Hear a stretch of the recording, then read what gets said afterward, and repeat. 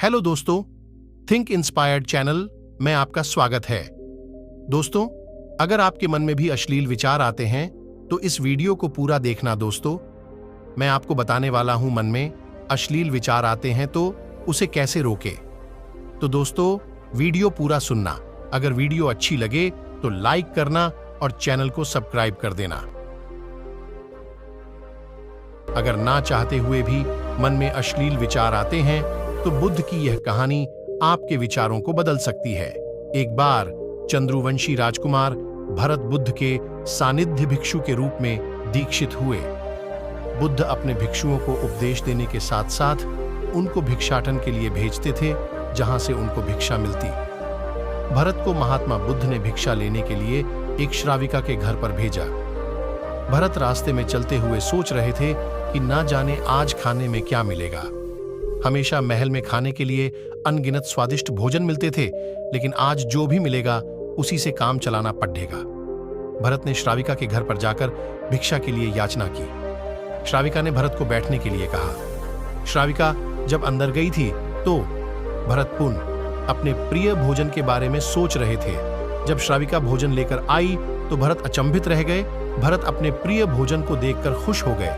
भरत भिक्षा ग्रहण करने लगे।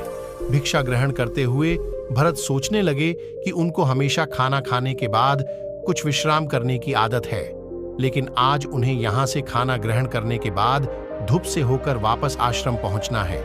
भोजन हो जाने पर श्राविका ने भरत को कुछ समय विश्राम करने के लिए आग्रह किया।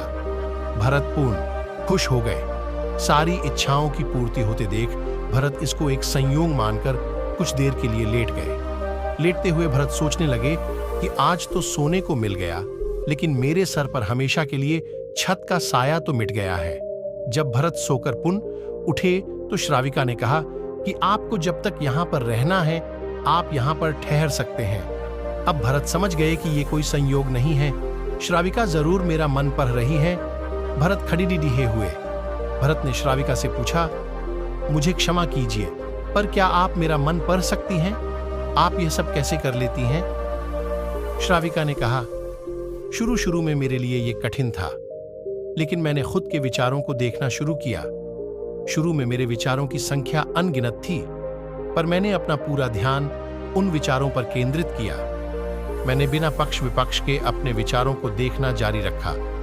धीरे धीरे मेरे विचारों की संख्या कम होती गई। मेरे सारे व्यर्थ विचार दूर होते गए। तब से मैं दूसरों के विचार पढ़ लेती हूं। यह सब सुनकर भरत घबरा गए।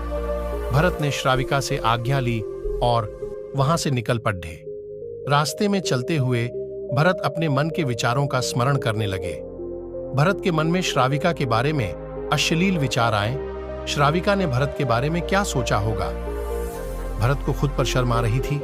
भरत आश्रम पहुंचे। भरत ने बुद्ध से कहा कि अब से वह कभी भिक्षाटन के लिए नहीं जाएंगे। बुद्ध ने भरत को नीचे बैठाया और कहा, क्या हुआ? तुम मुझे अपनी व्यथा विस्तार से बताओ। भरत ने विस्तार से सारी बात बताई। भरत की बातों को सुनकर बुद्ध ने कहा कि आज से 7 दिनों के लिए श्राविका के घर पर भिक्षा के लिए तुम ही जाओगे, लेकिन तुमको कुछ बातों का ध्यान रखना पड़ेगा। कल तुम जाते हुए अपने चित्त को पूरे होश में रखना। तुम्हारे अंदर कौन से विचार उठ रहे हैं उन पर ध्यान केंद्रित करना। होशपूर्ण और जागृत के साथ ध्यान करना कि कौन सी वासना तुम्हारे भीतर उठ रही है। इन सभी का ध्यान करते हुए जाना और फिर मुझसे विचार विमर्श करना। अगले दिन भरत बुद्ध के बताए अनुसार पूरे मार्ग में अपने होश को जागृत रखते हुए चल रहा था। भिक्षु आज पूरी तरह से जगा हुए था। जैसे जैसे श्राविका का घर नजदीक आ रहा था, भरत की घबराहट बढ़ रही थी। भरत ने अपनी घबराहट को एक तरफ करते हुए बुद्ध के विचारों पर ध्यान केंद्रित किया। जब भरत श्राविका के घर पर पहुंचा तो उसके दिमाग में केवल एक सन्नाटा था, जिसके भीतर कोई वासना नहीं, कोई कामना नहीं, न कुछ अच्छा पाने की इच्छा थी। भिक्षु भरत ने भिक्षा ली, ग्रहण की और वहां से वापस निकल गया। आज भरत रास्ते में नाचते हुए आया। आज उसको जिस आनंद की अनुभूति हुई वह अद्भुत थी। आज से पहले इस आनंद को उसने कभी महसूस नहीं किया।